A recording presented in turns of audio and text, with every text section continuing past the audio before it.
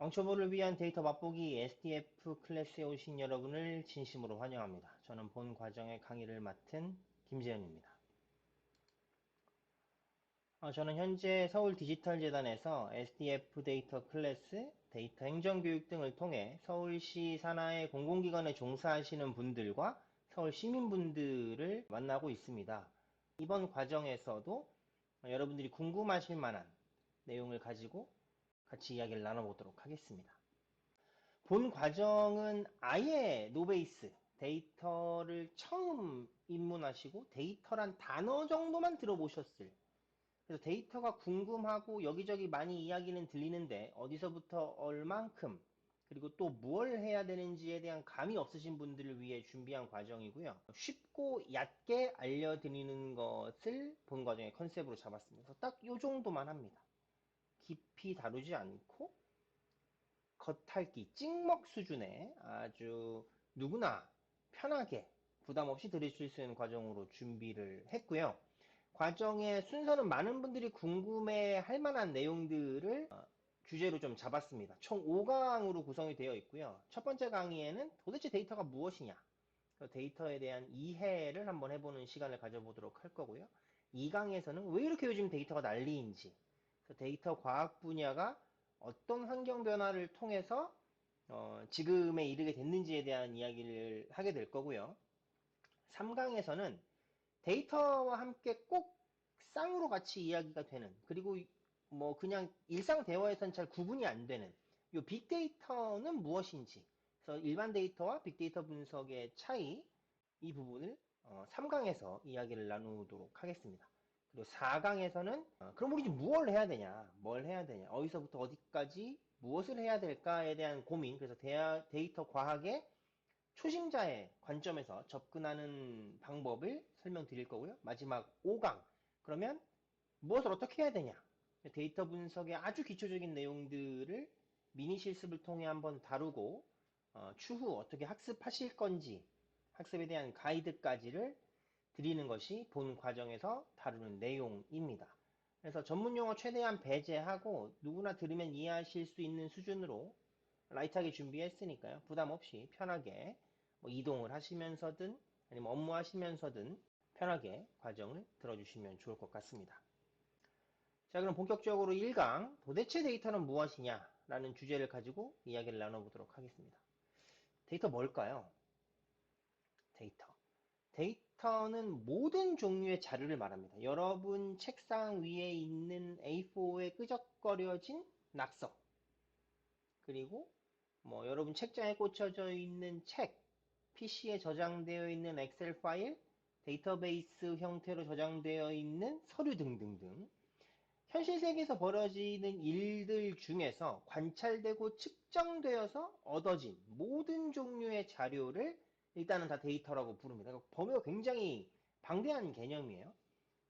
데이터의 종류, 형태 굉장히 다양하죠. 문자형도 있고 숫자형, 뭐 소리 형태로도 가능하고요. 그림, 영상, 단어 등등등 굉장히 다양한 타입, 유형과 그리고 다양한 형태, 이 모든 것들을 다 묶어서 우리는 데이터라고 부릅니다.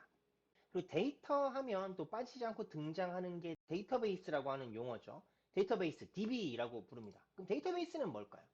데이터베이스는 데이터를 모아놓은 건데 이게 그냥 모아놓은 게 아니라 특수한 목적을 가지고 모아놓은 그 시스템을 말합니다.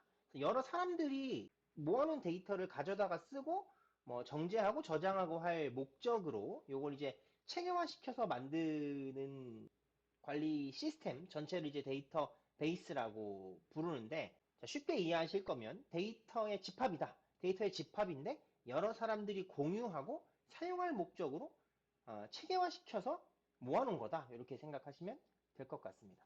자, 그럼 데이터가 무엇인지 이해하셨죠? 모든 종류의 자료다. 그거를 체계화시켜서 저장해 놓은 관리 체계가 데이터베이스다. 까지는 이해하셨습니다. 그럼 이 데이터를 왜 모으고 왜 이렇게 체계화시키느냐? 이게 또 이제 궁금하시겠죠? 자, 데이터를 모으는 궁극적인 이유는 이 데이터라는 자료를 처리해서 정보라고 하는 결과를 얻기 위함입니다. 데이터베이스 자체는 정보가 아니에요. 데이터베이스는 데이터가 그냥 모여 있을 뿐, 데이터베이스는 그 자체로 정보를 제공하진 않죠. 그래서 얘가 분석이라는 걸 통해서 정보라는 유형으로 가공이 돼야 되는 건데, 예를 들어 이런 겁니다. 자료와 정보의 차이는 이런 거예요. 1년 동안 조사한 월간 아이스크림 판매량, 이거는 그냥 단순 자료에 불과합니다. 이 자료 자체로는 어떠한 결과를 도출해낼 수 없어요. 이걸 가공해서 분석이라는 가공을 통해 정보화 시키는 건데, 정보화 시켰다는 건 이런 느낌입니다. 판매량 자료를 처리해서 아이스크림은 겨울보다 여름에 잘 팔리는구나 라고 하는 정보를 얻을 수가 있겠죠. 이렇게 된 형태가 정보입니다. 그래서 조사한 데이터를 처리해서 결과를 얻는 과정, 이걸 하기 위해서 데이터를 모으는 거죠. 자, 그러면 정보를 이해하고 거기에 따라 의미를 부여해서 결과를 도출하는 걸 지식이라고 부릅니다. 그래서 정보가 조금 더 발전된 상태인 거죠. 자, 아이스크림은 겨울보다 여름에 잘 팔린다는 정보를 얻었습니다. 그럼 그걸 활용해야 되겠죠. 그 활용하는 것을 지식이라고 부르는데 이런 느낌입니다. 아이스크림이 여름에 잘 팔리니까 더 잘 팔리는 날에 생산량을 늘리고 마케팅 활동도 조금 더 적극적으로 확대를 해야 되겠구나. 그래서 정보가 준 의미를 이해하고 거기에 의미를 부여해서 결과를 도출하는 이 형태를 이제 지식이라고 할 수 있습니다. 그러면 이 지식을, 축적된 지식을 활용해서 통찰력 있는 아이디어를 더욱 도출한다면 그걸 wisdom, 지혜라고 불러요. 그래서 지식이 아이스크림이 여름에 잘 팔리니까 생산량을 늘리고 마케팅 활동 확대해야 되겠구나라는 지식을 얻었다면 지혜는 이런 느낌입니다. 아이스크림과 동일한 패턴을 보이는 수영복 시장도 마찬가지겠죠. 여름에 많이 팔리고 겨울에 적게 팔리고. 자, 그럼 이 패턴을 굳이 아이스크림 시장이 아니라 동일한 유형의 다른 시장, 동일한 패턴을 보이는 다른 시장에도 적용해 볼 수 있겠구나.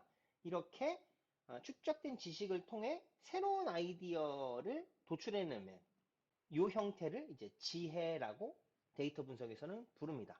그래서 이게 제가 그냥 주장하는 게 아니고요.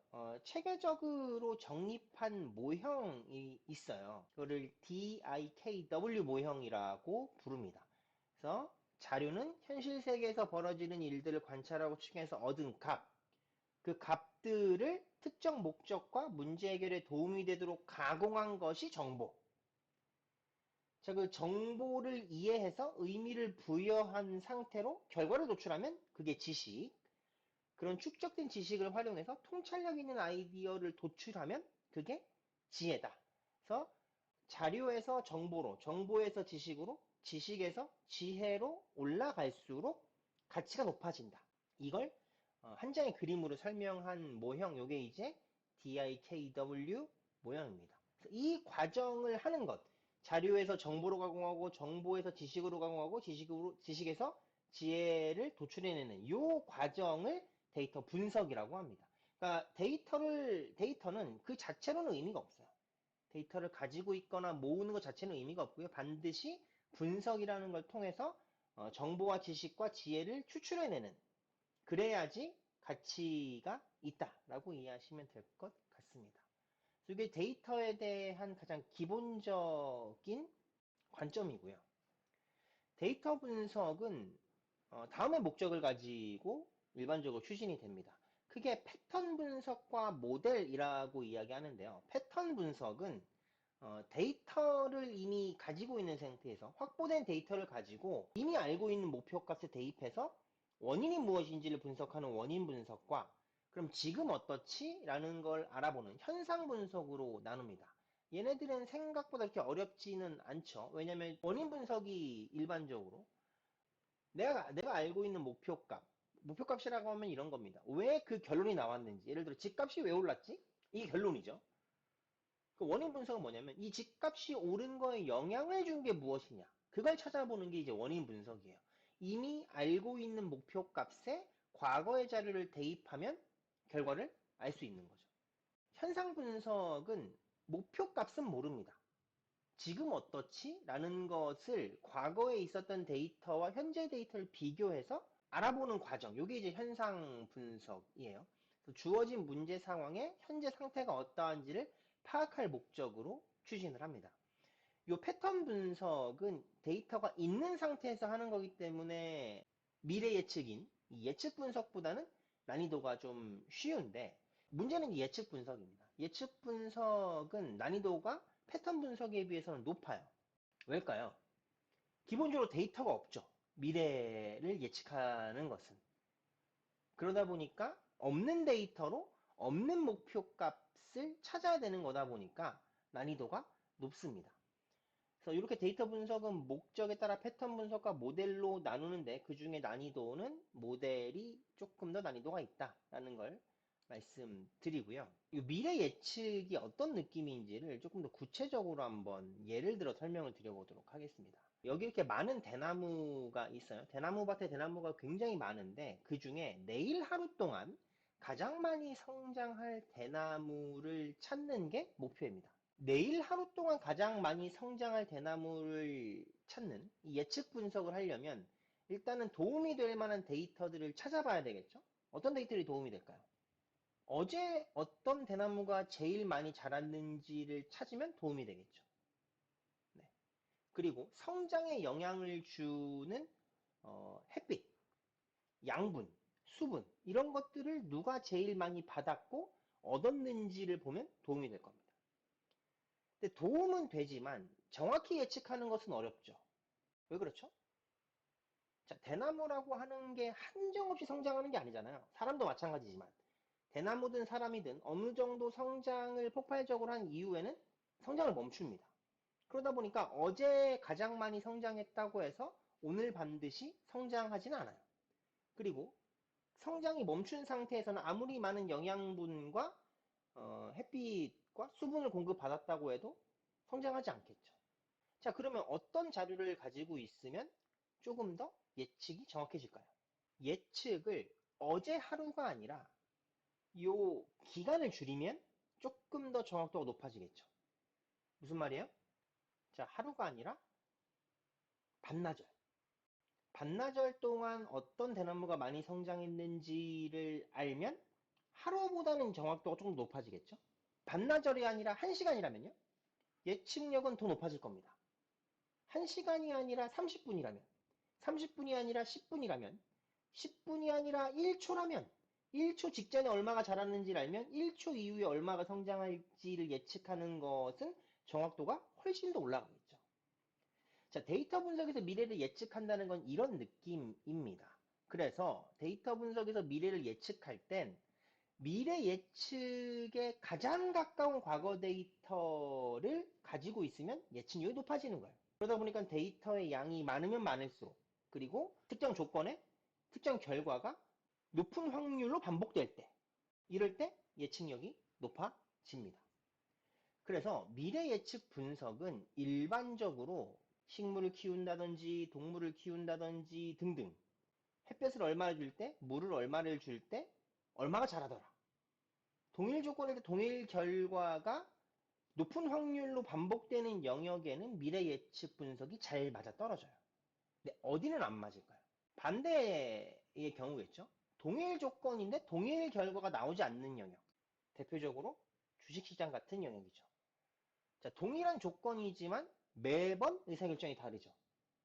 여러분들 뭐 주식하시는 분들은 아시겠지만 똑같은 상황이어도 그때그때마다 의사결정 다르게 하시잖아요. 나의 기분 상태, 나의 현재 재정 상태, 나의 현재 불안 정도, 주변에서 얻은 정보의 양 등등에 따라서 비슷한 조건이지만 항상 다른 결정을 합니다. 그래서 이렇게 사람의 마음을 다루는 일들에는 미래 예측 분석이 적합하지가 않아요. 이 말씀을 드리는 이유는 AI를 가지고 무슨 투자를 해주는 어플리케이션을 개발했다. 우리는 AI를 기반으로 한 뭐 주식 시장을 예측한다 등등의 서비스가 나오는 건 안 맞을 가능성이 크다. 왜? 그 데이터들이 학습한, 그 AI들이 학습한 데이터들의 정확성이 높일 수가 없으니까. 동일 조건 내에 동일한 결과가 나오지 않는 영역에서 쌓은 데이터이다 보니까 그 예측력이 높지 않겠죠. 그래서 미래 예측이라고 하는, 데이터 분석에서 미래를 예측한다라고 하는 것은 인과관계가 명확한, 그리고 동일 조건의 동일 결과가 높은 확률로 나온, 그리고 내가 예측해야 되는 시점과 유사한 과거의 데이터를 보유했을 때 예측력이 높아진다. 그러다 보니까는 이제 인과관계나 현상 분석은 적은 양의 데이터로 인과관계만 확실하면 증명해낼 수 있으나 미래 예측 분석은 데이터가 상대적으로 많은 양이 필요하다라는 거. 그러다 보니까 난이도가 조금 더 높고 패턴 분석보다는 조금 더 어려운. 패턴 분석이라고 하면 원인 분석과 현상 분석보다는 난이도가 조금 더 있다라는 거 정도만 이번 시간에는 기억해 주시면 좋을 것 같습니다. 자, 그럼 데이터가 어떻게 생겼냐? 이 데이터의 생김새를 한번 보여드리도록 할게요. 지금 보이시는 이 이미지 데이터는 사람 눈으로 볼 때는 이런 이미지인데 실제 그 데이터는 다음과 같은 코드로 되어 있습니다. 네. 자, 다음은 센서 데이터입니다. 센서 데이터는 이렇게 생겼어요. 이게 여러분들이 전문가가 아니어서 의미를 알 수 없는 게 아닙니다. 저도 의미를 몰라요. 왜? 자, 이 센서 데이터는 어떻게 쌓여 있냐면 지금 컴퓨터만 식별할 수 있는 형태로 쌓여 있어요. 자, 이게 사람이 식별하려면 변환하는 작업을 해줘야 됩니다. 이 자체로는 식별이 안 되죠. 왜 이렇게 쌓을까요, 그러면? 자, 이 센서라고 하는 것도 결국에는 컴퓨터거든요. 근데 센서 하나하나에 우리가 쓰고 있는 노트북이나 데스크탑처럼 고사양의 컴퓨터를 쓸 수가 없습니다. 그래서 저사양이지만 제대로 된 정보를 입력, 출력, 관리하려면 적은 용량에서도 돌아갈 수 있도록 프로그래밍을 해야 돼요. 그러다 보니까 기계 언어, 컴퓨터 친화적으로 프로그래밍을 하다 보니까 이렇게 기계 언어로 데이터를 쌓게 되는 거고요. 이걸 실제로 쌓을 때는 기계 언어로 쌓지만 분석할 때는 변환해서 분석을 하게 된다라는 겁니다. 참고 삼아 말씀드리면 사람은 10진수를 쓰죠. 사람은 10진수를 씁니다. 너무나 당연한 얘기죠. 컴퓨터는 몇 진수를 쓰죠? 그렇습니다. 2진수를 씁니다. 근데 기본적으로 사람은 10진수를 쓰고 컴퓨터는 2진수를 쓰는데 잘 안 맞잖아요, 이게 두 개가. 얘는 1212로 말하고 우리는 0부터 9까지로 말하고 안 맞으니까 이 중간에 타협점이 있어야 되는데 그 타협점이 16진수입니다. 10진수와 2진수의 타협점 16진수인데 그 16진수로 컴퓨터는 코딩을 하도록 되어 있어요. 프로그래밍 하도록 되어 있어요. 자, 프로그래밍 코딩 같은 말입니다. 자, 그래서 0부터 9까지 A부터 F까지 하면 이제 16개죠. 그래서 그 16개로 데이터를 쌓는데 그게 이제 이렇게 16진수로 데이터를 쌓으면 이런 모양입니다. 그래서 센서 데이터는 이렇게 생겼고요. 우리가 알면 되는 데이터는 이렇게 생긴 데이터입니다. 분석에 적합하도록 만들어진 데이터 테이블이라고 하는 구조인 거고요. 행과 열로 구성되어 있는 모습입니다. 행열로 구성되어 있다고 다 데이터 테이블은 아니고요. 데이터 테이블의 조건, 요 머리글과 변수, 레코드를 가지고 있는 형태여야 합니다. 자, 자세한 사항은 제가 5강에서 제대로 이 데이터 테이블을 이해하고 인식하는 방법에 대해서는 구체적으로 뒤에서 좀 설명을 드리도록 하겠습니다. 자, 이렇게 해서 1강이 벌써 끝이 났습니다. 그래서 1강을 요약하면 다음과 같아요. 도대체 데이터는 무엇이냐? 데이터는 DIKW 모형이다. 데이터는 모든 자료이고 자료를 모으는 이유는 인포메이션, 정보화시키기 위해서다. 정보화시킨 것들을 체계적으로 관리하고 그 정보들이 주는 의미를 파악하면 지식, 날리지가 쌓이게 되고 그 날리지를 다른 여러 영역에 적용하면 지혜, 위스덤을 얻을 수 있다. 그래서 데이터보다는 정보, 정보보다는 지식, 지식보다는 지혜가 조금 더 높은 가치를 가지고 있고 이렇게 자료에서 정보로, 정보에서 지식으로, 지식에서 지혜로 가는 일련의 과정을 우리는 데이터 분석이라고 한다라고 설명드렸습니다. 자, 데이터 분석의 기본적인 목적은 두 가지. 패턴 인식과 미래 예측을 하기 위한 목적이라고 말씀드렸고요. 패턴 분석을 두 가지로 나누면 이미 알고 있는 데이터와 알고 있는 목표 값을 통해 원인을 찾아내는 원인 분석. 자, 이미 가지고 있는 자료의 현재 상황이 어떤지를 분석하는 현상 분석으로 나눌 수 있다고 말씀드렸습니다. 자, 그리고 미래 예측은 어떤 느낌인지 설명드렸죠. 데이터 분석에서의 미래 예측은 내가 예측해야 되는 가까운 미래에 가장 근접한 과거 데이터가 있을수록 예측력은 높아진다.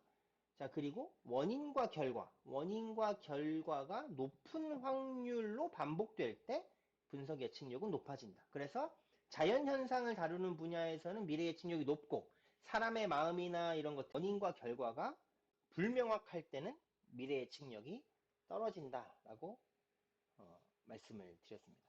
자, 여기까지가 1강이고요. 저는 2강에서 다시 뵙도록 하겠습니다.